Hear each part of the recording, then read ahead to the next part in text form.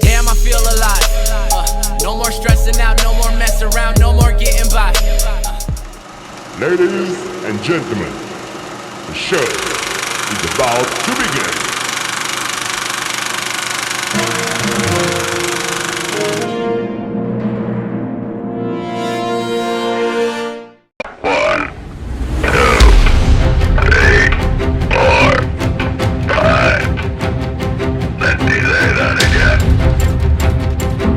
Would you like to be married? Yes. Good. Well now, turn your head to the left. Look at that young lady down there. Yes, ma'am. Oh, yeah.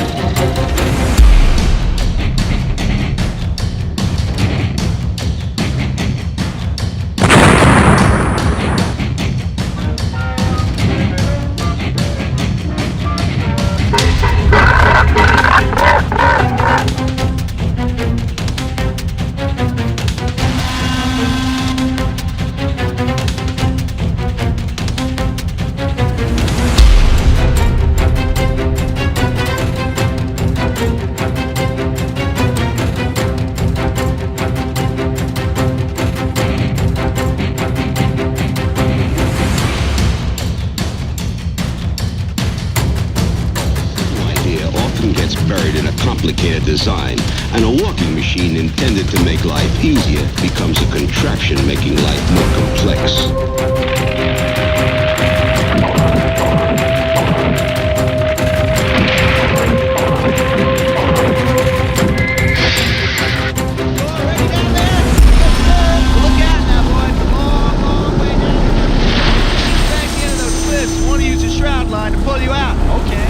This powerful wind machine will open your chute and drag you to the edge.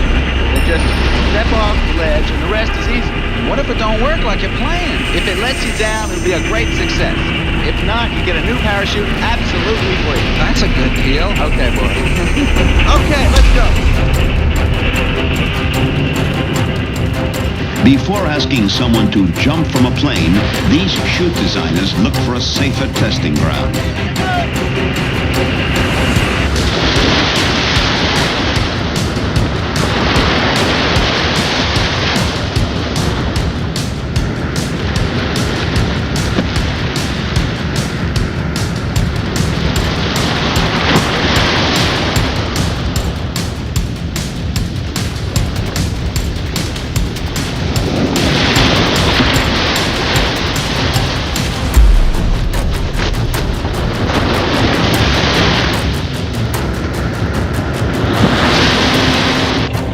Drop you. Drop us off at Mount Vernon.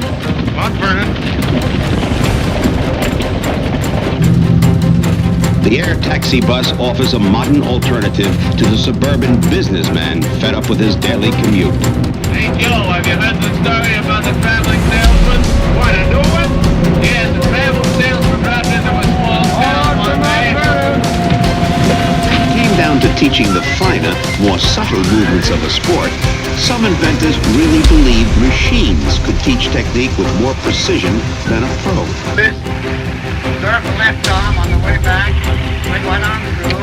That's fine. Just watch a nice. Let's see how you put expression into a sentence. Say she saw me with no expression. But for the pilot who designed the Trifibian to travel on land, sea, and air at 150 miles per hour, a crash would mean failure.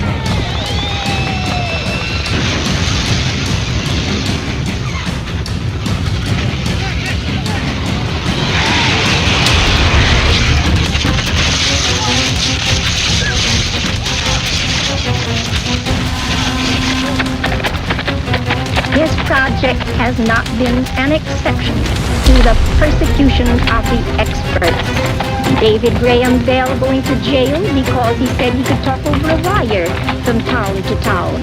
Marconi going to an insane asylum because he said he could communicate without a wire. New occasions teach new duties, they say. Time makes ancient ways uncouth. We must upward still and onward if we keep abreast of truth.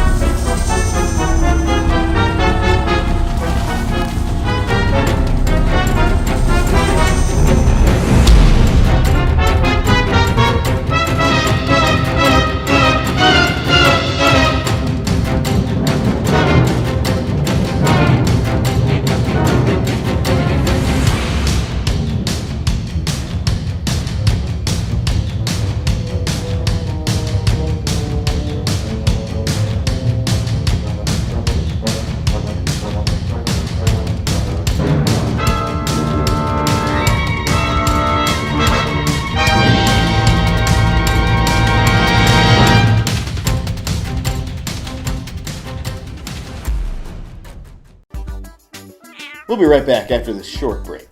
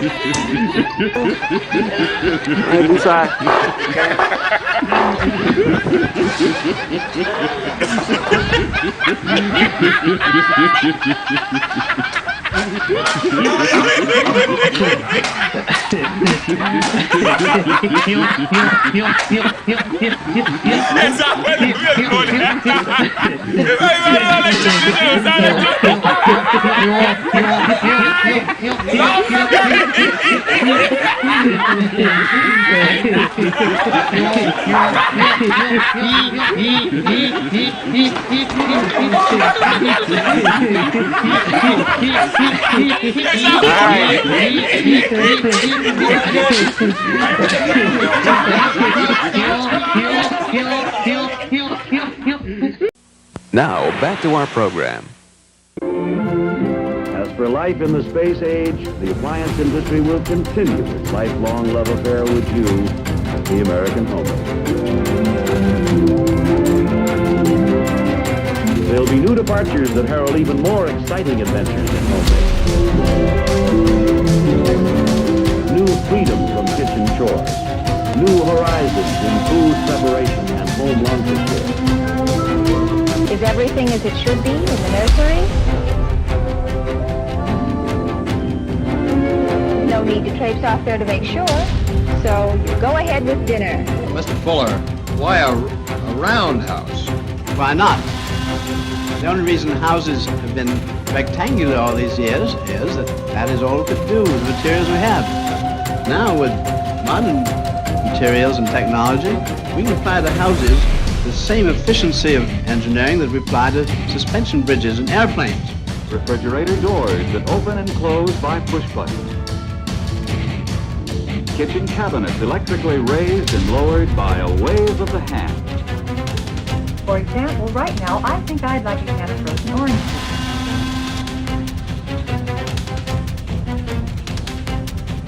Now you will notice that a wave of the hand lowers a special bottom-loaded refrigerator.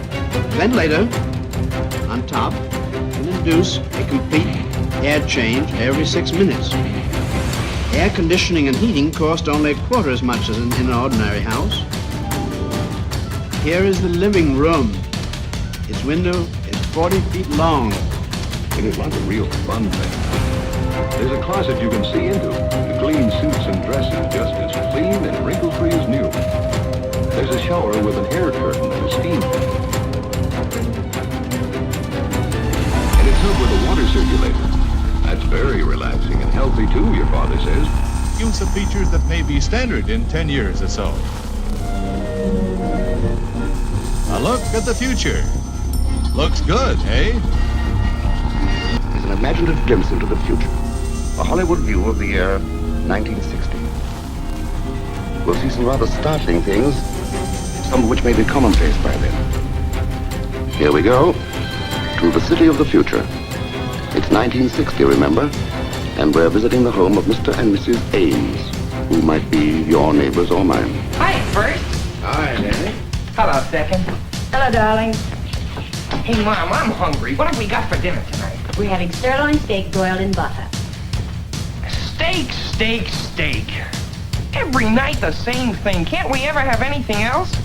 Danny, my boy, you're lucky to get steak. Yeah. I remember back in 1944, we thought we were lucky to get any kind of meat. Isn't that right, Mother? Okay, I'll make a deal with you. If you'll get me one of those new Super P-1038 convertible rocket planes to fly to school, I'll eat anything you say. Danny, you ought to be ashamed of yourself. You've got a lovely plane now. That old helicopter? That's no fun. Now, Danny, I told you before, we can't afford a rocket ship. Now, if I hear any more out of you, I'll ground you. Then you'll have to get along with an automobile. Okay, I'll be good. Golly, if I had to start going around in an automobile, my girl would take one look and say, shoo-shoo, baby. Shoo-shoo, baby. Where in the world did you hear that? One of those old programs we get on the reversiscope. How'd it go? Shoo-shoo, baby. Oh, yes, I remember. Shoo. Oh, my. I love those old songs. Yeah, see if you can find that program again, Danny. Okay. Shoo-shoo, baby. Papa's gone through the 7 seas. Let's see now. When was that popular? I think it was back in 1944, wasn't it, Mother? Yes, get 1944, Danny. All right. 1948, 47, 44. There we are. It's a little old-fashioned, Pop, but you asked for it. If you happen to see this trim little buggy zoom up and quickly swing into a tight parking spot, you'll be looking at a remarkable new car, the Davis three-wheeler. With 4 seated comfortably, it takes off. Streamlined as a plane is this unique creation with designer Gary Davis at the wheel. Built in Southern California, it logically incorporates several aircraft principles, such as adaptation of the tricycle landing gear system. A switch on the dashboard operates built-in hydraulic jacks and makes tire changing an exhilarating experience. The single front wheel explains the car's parking dexterity and keeps it on an even keel in the event of a blowout, even if it's off speed at 115 miles an hour. There are no fenders, wrap-around steel bumpers protect the movable body panel. This little chariot can really run you around in circles. What's the trouble, Gary? Uh-oh, a modern Frankenstein. And here's another streamlined marvel on wheels. It only needs a pair of wings to be at home in the sky. Formidable indeed is its nose. With riveted aluminum fuselage, entry hatch, and rugged empennage, it's wasting time on the ground. But being earthbound, the monster is throttled out onto the highway to frighten other movies. If you're looking for a 1960 model, this may well be it. Somewhat less spectacular is this sporty new creation of Gordon Heurig of Pennsylvania, designer of the famous Cord. Front fenders of laminated fiberglass turn with the wheels made of light magnesium. Body and removable top are of aluminum and plastic. In the cockpit, or rather the driver's compartment, Mr. Heurig operates the controls, closely resembling those of a plane. Thus, aircraft methods are becoming increasingly popular in automotive science.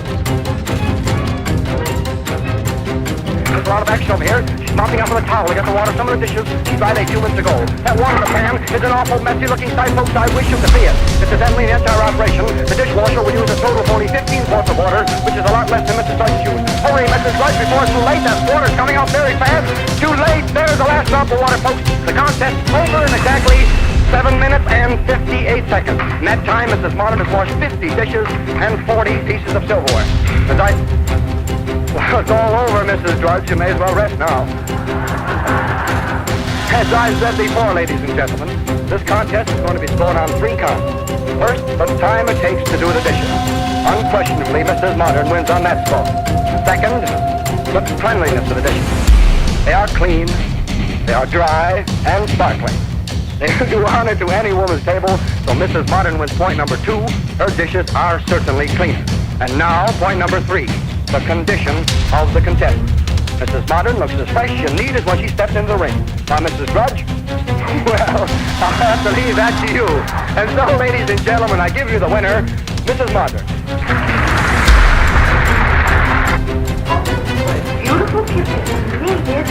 Need nothing. It's a paradise. This is the new electric dishwasher. That's key. Fred and Dad would sure go for it. They're the official dish dryers. Tom's going to get me a dishwasher like that for my birthday. It's the last thing he ever does. But, Mother, your birthday was last month. Well, I've just decided I'm going to have another. Electro, come here. And here he comes, ladies and gentlemen, walking up to greet you under his own power. I present to you Electro, the Westinghouse Photo Man.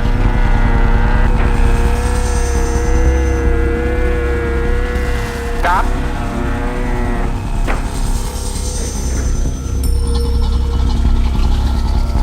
You see, all I need to do is to speak into this phone, and Electro does exactly what I tell him to do.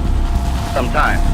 But I don't see why I'm telling Electro's story when he's perfectly able to tell his own. So let's listen and see what Electro has to say to us today. All right, Electro, will you tell your story, please? Who? Me? Yes, you. Okay, Toot. Ladies and gentlemen, I'll be very glad to tell my story. I am a smart fellow, as I have a very fine brain. That's the most remarkable thing I've ever seen. Boy, what a guard that guy'd make on my football team. Now, Electro, a moment ago you were bragging about being able to count on your fingers. You remember that? Well, we're going to find out about that. Now, do you remember how many children were born at the same time to a certain family up in Canada? You remember that? All right, let's see if you do. Count them on your right hand. 1, 2, 3, 4, 5. 5? Well, that's absolutely correct. How can he do all those things, Jim? He's full of motors, gears, cams, and photoelectric cells. You could fill a book with all the electromechanical principles involved in the thing. All he lacks is a heart and a brain. Yes, me, I say he had nothing but brains. Well, then all he lacks is a heart. He's not the only one.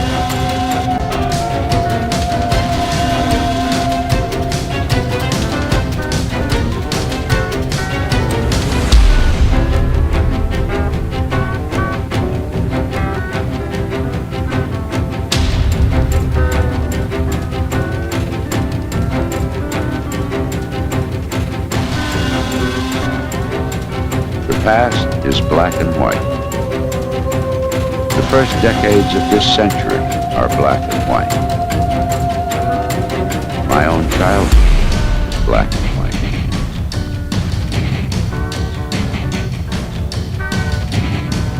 I look again and again at pictures, snapshots, movies like these, and my earliest memories seem to lose the color they contain and to become like these images.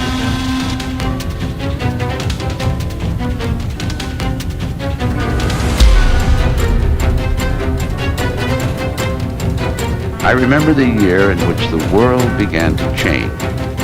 The year when, not all at once, but scene by scene, color began to replace the black and white world of my early childhood.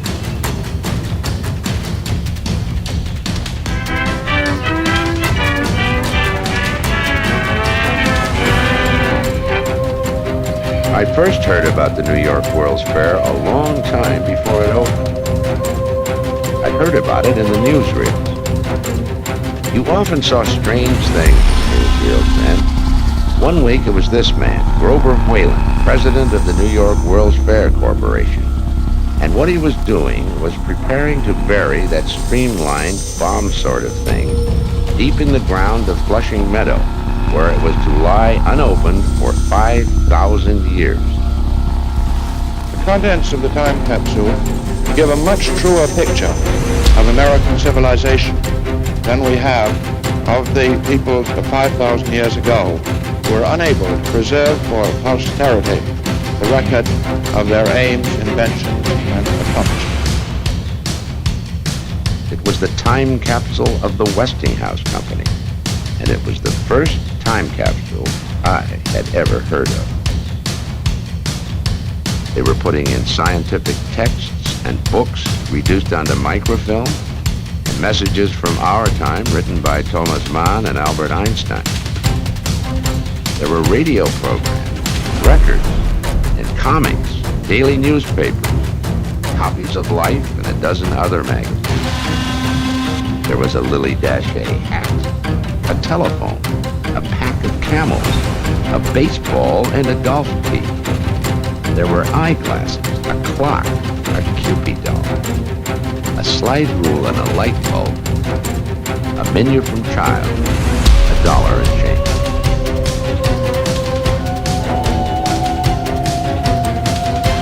Well, that would be a must-see item, the time capsule and its immortal well. Watching it being buried, you knew these people were serious about the future. 5,000 years. 5,000 years.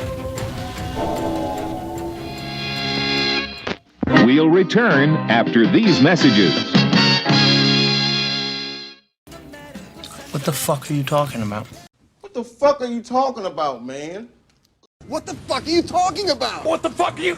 Here, what the fuck is he talking about? So what the fuck are you talking about? What the fuck are you talking about? What the fuck are you talking... What the fuck are you talking about, man? What the fuck is he talking about? What the fuck are you talking about? What the fuck are you talking about?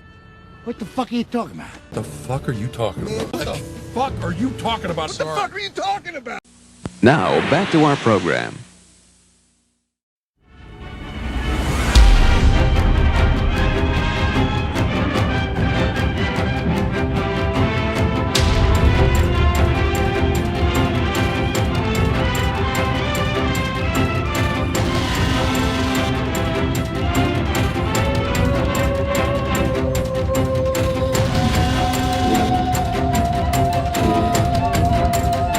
Some of the most famous fashion designers in the U.S. today have been asked to forecast what Eve will look like in AD 2000. One idea is a dress that can be adapted for morning, afternoon, or evening. It's the sleeves what does it. According to another artist, one dress of the future will consist of transparent net. The net probably to catch the mail. Apparently in AD 2000 we should be having a hair-raising time. Yet another designer goes so far as to believe that skirts will disappear entirely. Shoes will have cantilever heels, and an electric belt will adapt the body to climatic changes. The lightly clad woman of tomorrow, ooh, swish, will move in an atmosphere that's scientifically kept at the right temperature. The future bride in a wedding dress of glass. What the groom will wear, apart from a worried look, isn't mentioned. A dress of aluminium, with a sash to change it for afternoon or evening, and an electric headlight to help her to find an honest man. As for him, if he matters at all, there won't be any shaving, collars, ties, or pockets. He'll be fitted with a telephone, a radio, and containers for coins, keys, and candy for cuties. Even in the year 3000, the question will be, what's for dinner? The answer will be in a package that saves energy, nutrients, and trouble. A package that can last a 3-year journey to Jupiter and back. Even in the year 3000, we see the brilliance of food in cans.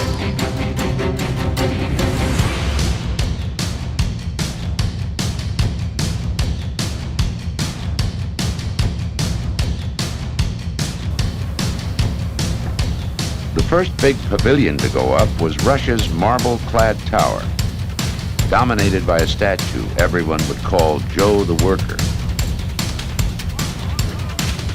Selling Stalin on the fair was Whalen's first big coup. It guaranteed that his fair would be designated the World's Fair for 1939. This is the New York World's Fair as it will look in 1939. Every time Whalen signed up a foreign nation or a big American corporation, a model of its proposed pavilion would be placed within the gigantic model of the whole fairground, high up in the Empire State Building. And those fairgrounds have begun to look like no place on earth.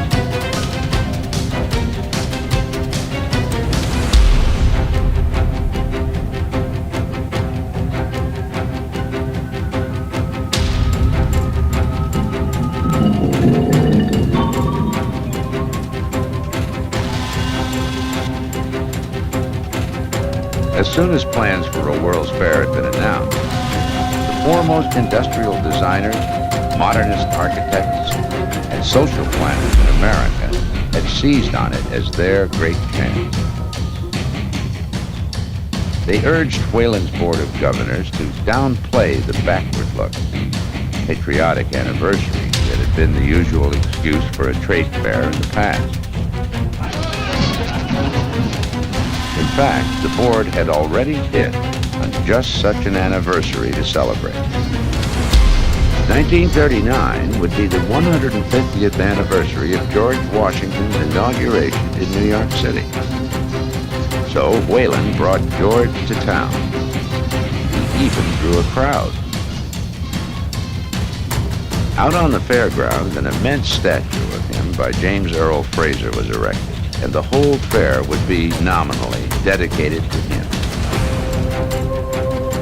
But in the end, George and the past would be dwarfed by the future, by the fair's symbol and center, the Trilon and Perisphere. Because that wasn't a pyramid or an obelisk or anything old-fashioned going up out in Queens. It was a Trilon. The official theme of the World's Fair was to be building the world of tomorrow. And inside that immense globe, only it wasn't a globe, it was a perisphere, was constructed a scale model of a centrally planned city of tomorrow, Democracy, the sort of place where all Americans would soon be living. City planners and functionalist architects believed they knew what the future had to be like and what ordinary Americans had to learn to live successfully in it. They intended to make a working model of tomorrow in Flushing Meadow, and they convinced Grover Whalen to go out and sell their tomorrow to the world. Thank you very much. Congratulations and every good wish to success. Every good wish to you. Thank you. As opening day grew closer, Whalen acquired as many public events for his fair's uses as he could. When Howard Hughes made his record-breaking flight around the world, Whalen got him to paint the Trilon and Perisphere on the plane and deliver invitations to the fair in Japan and China.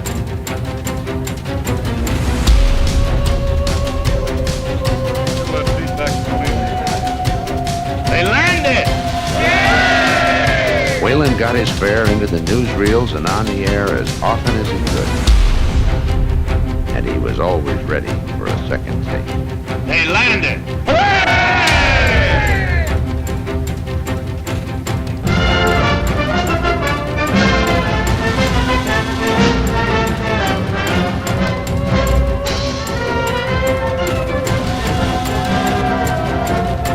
155 billion wonderland. As if by magic, 1,216 acres of wasteland have been transformed into the most stupendous exposition the world has ever known. Hundreds of huge buildings, thousands of exhibits comprise the greatest peacetime project ever undertaken. The planners and builders have woven well the threads of the Titanic tapestry into the eighth wonder of the world.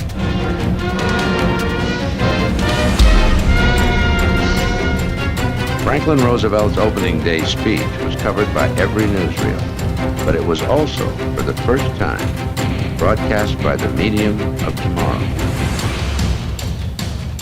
All who come to this World's Fair in New York will receive the heartiest of welcome. They will find that the eyes of the United States are fixed on the future. Yes, our wagon is still hitched to a star, but it is a star of friendship, a star of international goodwill, and above all, a star of peace. I hereby dedicate World's Fair, the New York World's Fair of 1939, and I declare it open to all mankind.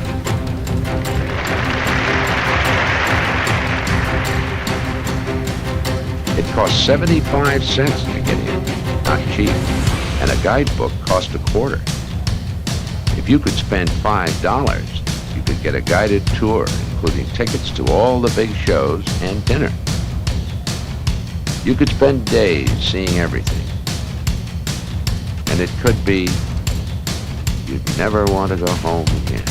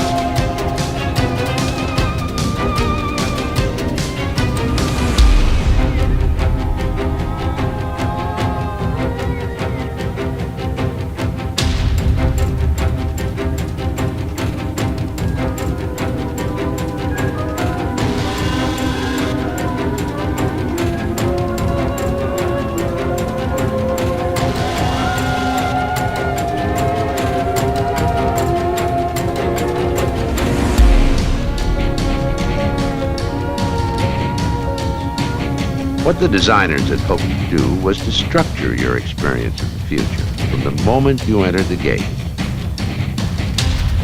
From the various entrances, converging avenues drew you to the theme center, the only buildings at the fair allowed to be painted stark white. Stretching away from the theme center, each avenue was a different color, pale pastel shading subtly to deeper hues in the distance. Color-coded city, bright, rational, completely planned.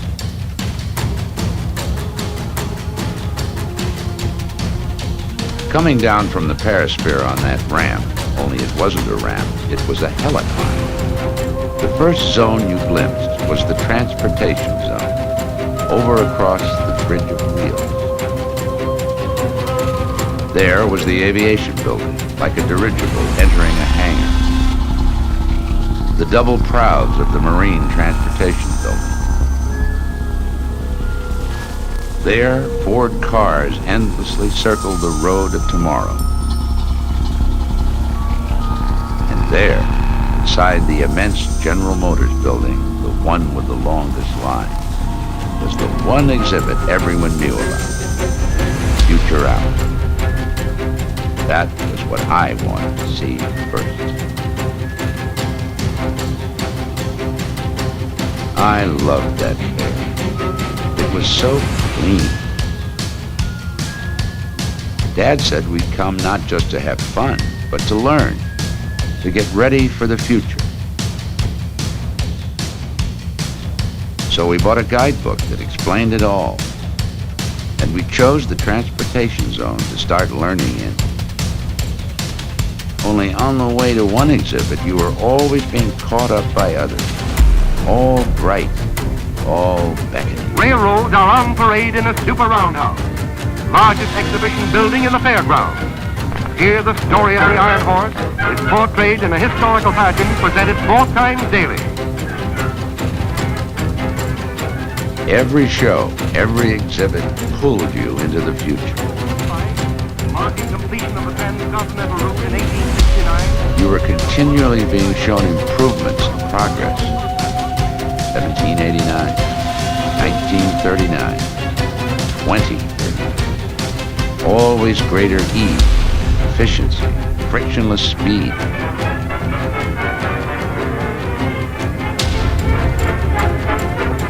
Climax, the arrival of the train of today and tomorrow, the Streamliner Deluxe. All aboard!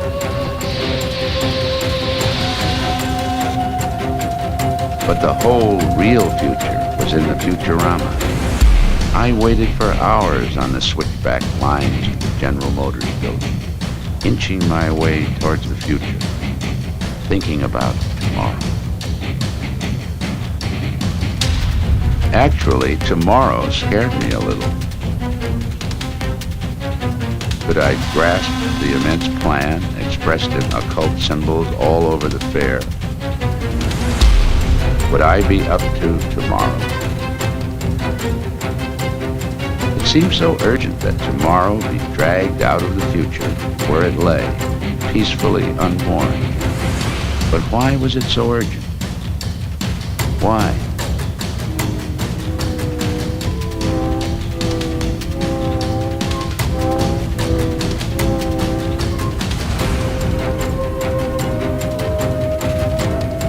Looking back now, I can see why.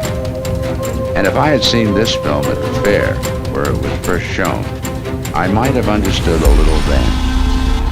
We hoped for so much from the future because our present seemed so empty. Don't tell us that this is the best that you can do in building cities. You built this place. What put us here?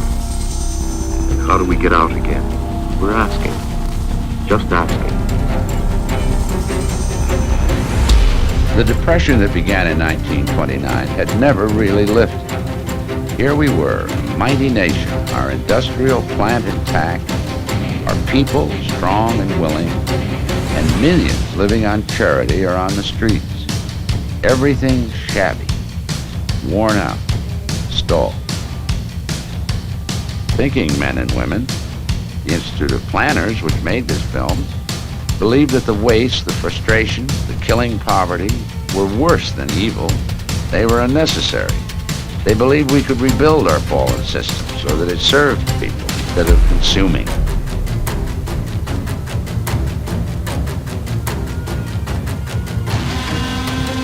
All it would take was informed, democratic assent to central planning and a willingness to shake off the past.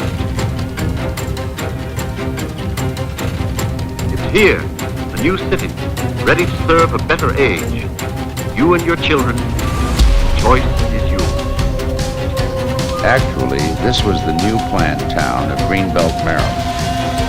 It looked like the future, but what the planners insisted, what the whole fair was always saying, was that this is possible today.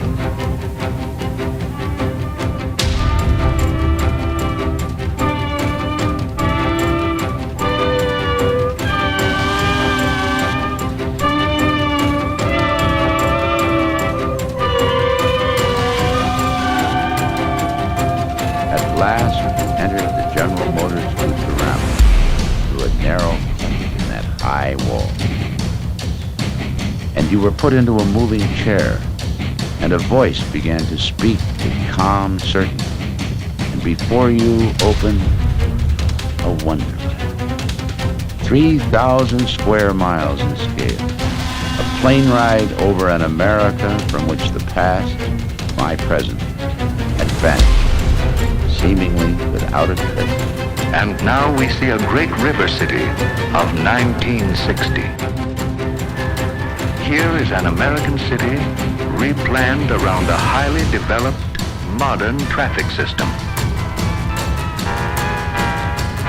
On all express city thoroughfares, the rights of way have been so rooted as to displace outmoded business sections and undesirable slum areas whenever possible. A vast circular airport is close to the city with a giant dirigible hangar so that it can be turned easily to meet any wind direction. It is resting in a pool of liquid. Here is a highway intersection. Highway engineering at its most spectacular. By means of the ramped loops, cars may make right and left turns at rates of speed up to 50 miles per hour. Safe distance between cars is maintained by automatic radio control. Curved sides assist the driver in keeping his car within the proper lane under all circumstances. A quarter of a mile high skyscraper's tower. On many of the buildings are landing decks for helicopters and autogyros. We see some suggestion of the things to come. A world with a future in which all of us are tremendously interested. Because that is where we are going to spend the rest of our lives. It was Democracy and Greenbelt all stitched together with the superhighways General Motors was counting on. And whether or not the Futurama was exactly what the social planners had in mind for America, General Motors had no doubts. When you left the building, you were given a small blue and white button that said simply, "I have seen the future."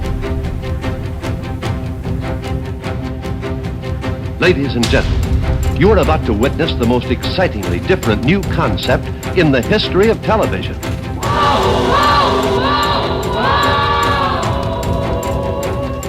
We are looking at 1965. It's TV today from the world of tomorrow. They call it predictor. The picture just floats in the air. The Doco predictor. The picture can turn anywhere. The Doco predictor. No picture could ever compare with Doco predictor. The Doco predictor. The Doco predictor. Good evening. I'm Nelson Case. Well, what do you think? Is there any wonder it's called the most advanced television of our time? And the credit all belongs to Philco television scientists who have worked years to develop a radically new semi-flat picture tube which measures less from front to back than any you've ever seen. They've created a new Predicta chassis which puts more picture power in less space. And for the first time in television history, they've discovered a way to separate the tube from the chassis. Now, all this makes possible a new approach to the design, use, and enjoyment of television receivers as we know them. Here's another example of that result. The Philco Predicta Pedestal, a completely new console TV, exciting and different. It's truly TV today from the world of tomorrow. But there's more. There's so much more that you haven't seen or even dreamed of. So be sure to stay tuned in for your first preview look at the most exciting television line in the world. Just a sample of what's in store for you right now at your Philco dealers, where it's 1965 today.